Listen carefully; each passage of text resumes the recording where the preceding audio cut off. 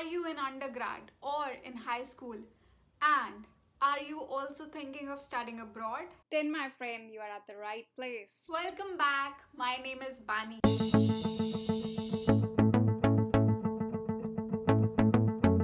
How do you feel when you think that you are missing out on crucial information? Scared? Well, don't be scared.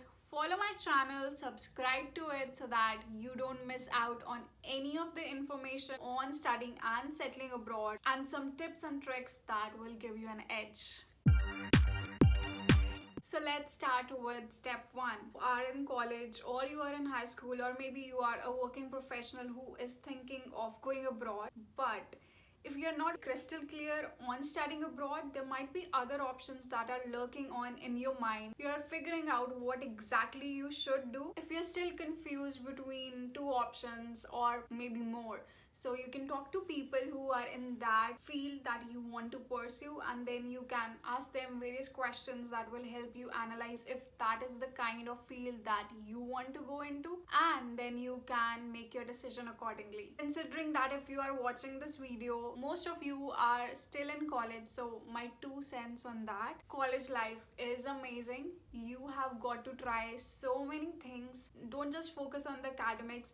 Explore the extracurricular options. That way you'll get to know what you are really good at and what do you enjoy doing, and then you can see if you can make a profession out of those things. So explore till you find what do you want to do right after graduation. After self introspection and brainstorming, you think that studying abroad is the right option for you, then let's start with that. If you want to come into a university, then you would need GRE or GMAT. But if you are going to a college, then most certainly you won't be required to give those exams. So you can act accordingly, but you have to shortlist your universities, not the actual ones that you have to apply, but still a short list so that you know that what are the exams that these want and if you have to give GRE or GMAT exam. So this brings us to step number 2.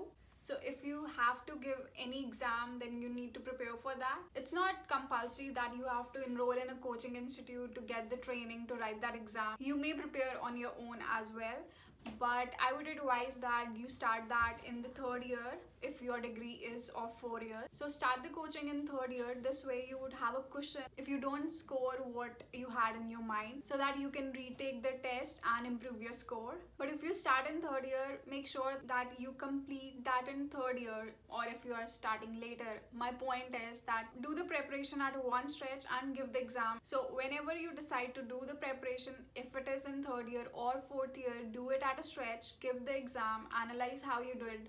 If you're happy, good for you. If you're not, then analyze what you did wrong and then retake the exam. The other exam that you have to appear, and this exam is mandatory, this is the IELTS or the TOEFL test, so you need to appear for this as well. So I'll tell you when did I appear for these tests. I took my GMAT in October of my 4th year, and then I took IELTS in November of my 4th year as well. Even if you think that you are very fluent in English language, then you don't want to get overconfident, because more than the English that you know, it checks you on how you write that exam. You have to be very careful and not get overconfident. So prepare for that. It's not necessary that you have to go out and take coaching. You can sit at home, watch videos, but again and again I'm telling you, don't be overconfident, because it's about how you take the exam. So do your preparation and then go to give your IELTS exam. And if you're very well versed with English, it would take you around 1 week, like if you just devote 1-2 hours per day. So that's even good enough. But my point is not just to book the exam and go write it away. Have some preparation. Know what it exactly checks you on. Watch the YouTube videos. Practice some questions which they have in the book that they give with the IELTS registration, and you'll be good to go. If you think that you are not very proficient in the language, then you can obviously go for coaching. When I was done with these 2 exams, I was so relieved. Thought that the majority of the work is done, but I was wrong. Also, one hurdle that I felt was because of the Masters in Management degree. There are so many people who go for MS, so you keep hearing that this university is good for this degree, this university is good, But for masters in management, there was no one in my known circle that had gone to pursue that, so I had to search it all on my own. And then I was scratching my head, where should I go out of these three countries? So I talked to people, learned about the immigration process and the settlement process there, and finally I chose Canada, but I applied to one university in US as well. So in total I applied to 4 universities.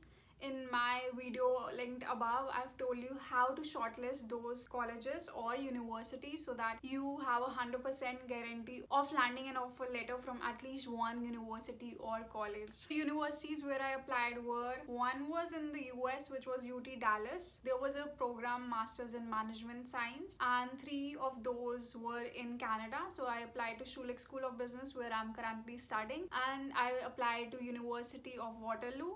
So there also was this program which was Masters in Management Science, and the other school that I applied to was Ivy Business School. So in total I applied to 4 universities. As I told you, I was done with my IELTS in November, and after that there was this final exams in my college itself, but I was writing my SOP and I was working on the resume as well as the letter of recommendations. After our final exams were over, so we got this winter break. So again I resumed working on my application process, and I think the first deadline for me was January 15, and I was done with all 4 applications by Feb 15. December, January and February were covered in this part of the application process. So also a very tiring process, mainly because there was a very low awareness about Masters in Management and the potential universities that I could go to. So a lot of time was spent researching about that, and then I waited for the results to come out and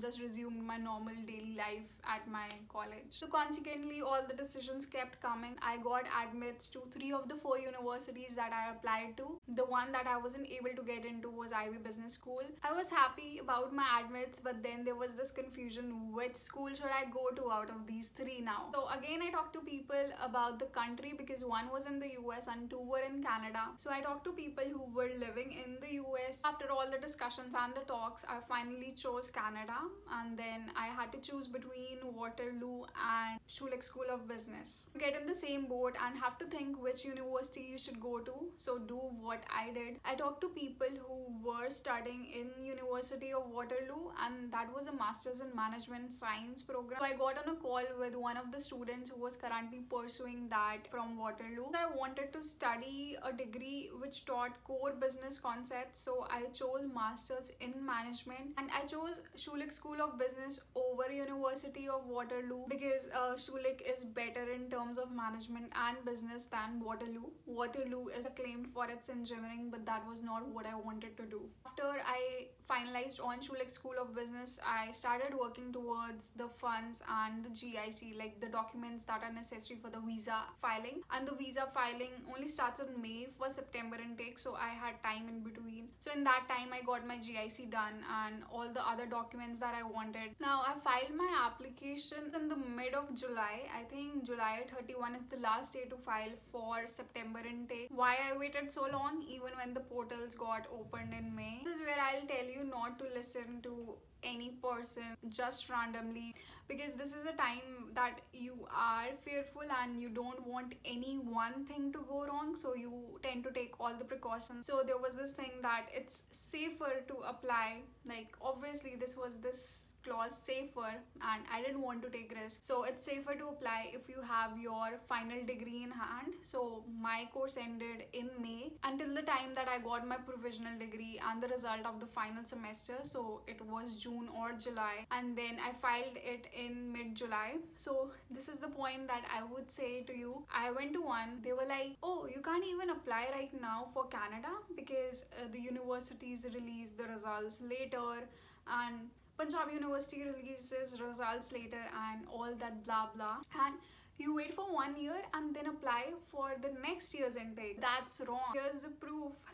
I went for my master's right after I completed my undergrad. I completed my undergrad in 2019 and I started my master's in 2019. So just don't pay heed to what all these people say. Know this thing, if even someone says to you that it's better to apply later, so don't think about that. A lot of other people that I met later in my business school had applied before even their final terms result came out. So that myth is busted. Okay, back to the point. I filed my visa mid of July. After I filed my visa, the biometric request came around 4 days later. And after 25 days after filing my visa, the medical exam result was approved. Then 1 month from filing my visa, I got my visa approval, and I had applied in STS category because I thought that I had applied pretty late. People were saying that it's safer, but I know of some other people who applied in non-STS even later than me and they got their visa.